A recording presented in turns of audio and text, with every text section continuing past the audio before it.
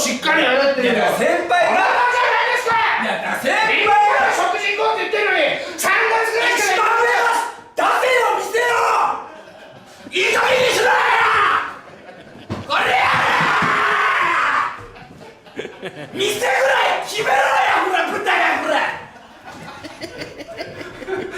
軍隊山本だろうか、これ日程も出さないスケジュールに合わせたら7月に合わせたら次会うのが11月4日なんじゃそれそんな忙しくねえだろわしは忙しかっただって3日